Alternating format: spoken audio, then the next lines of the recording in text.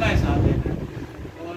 کوئی کسی کو وہ اس میں کریڈٹ لینے یا ڈسکریڈٹ والی بات جو رکھے گا وہ دنیا میں بھی ذلیل ہوگا اور آخرت میں بھی ہوگا، یہ کیونکہ بات ہی ایسی ہے۔ اور اگر آج ہم اپنے اس قرآن کے لیے باہر نہیں نکل سکتے، اس کی ضرورت کی گئی ہے، اور آفیشیلی اس کو ایک گورنمنٹ کی طرف سے اجازت دے کے، کہ میں فیصلہ سے ڈسکس کر رہا تھا، باقاعدہ کورٹ سے پرمیشن لے کے پروٹیکشن دے کے کی گئی ہے، تو پھر اس میں تو میرے خیال سے یہ حکومتوں کا بھی ایشو ہے، ہمیں اپنی حکومتوں سے بھی یہ مطالبہ کرنا چاہیے، چاہے وہ آزاد کشمیر حکومت ہے یا وہ وفاق ہے، کہ فوری طور پہ جو ہے ان سے جو ہے وہ قطع طلب کرنا چاہیے، جو امبیسیز وغیرہ ہیں ان کا، کیونکہ ایک ہوتا ہے نا اچانک ایک بندہ کر لیتا ہے، وہ انڈیویجول اس بندے کی غلطی ہوتی ہے، یہ جو غلطی کی گئی ہے یہ غلطی جان بوجھ کے باقاعدہ لیگلائز کر کے کی گئی ہے، تو اس کا کیا وہ مطلب ہے کہ وہ جان بوجھ کے جو ہے وہ ہمیں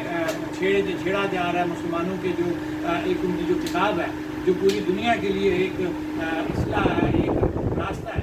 تو اس کو اگر اس طرح کیا جائے گا تو میرے خیال سے پھر اس کے بعد آگے کوئی بات رہتی نہیں ہے، کیونکہ ایک اتفاقی غلطی کی اور بات ہے، ایک پری پلانڈ غلطی جو ہے اس کو غلطی نہ کہیں، پری پلانڈ سازش جو ہے اس کی کوئی معافی نہیں ہے، تو میرے خیال سے اس کے اوپر ہم سب کو اپنا کردار ادا کرنا چاہیے، اور میں نے پہلے بھی ان سے بات کی تھی کہ اس احتجاج کو اس طرح کا پھر بنایا جائے کہ لوگ باہر نکلیں،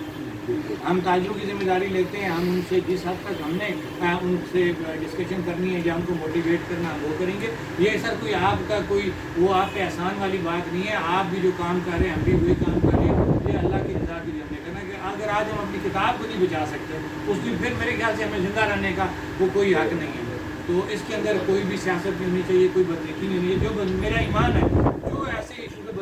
بدنیتی کرتا ہے وہ تباہ ہوتا ہے، دنیا میں بھی ذلیل و خوار ہوتا ہے اور آخرت میں بھی ہوتا ہے، میرے خیال سے ہم ساروں کو نیک نیت ہو کے اس پہ ورکنگ کرنی چاہیے، اور یہ سب کا ایک اجتماعی معاملہ ہے، یہ اسلام کا میں کہوں گا ہمارے مذہب کا،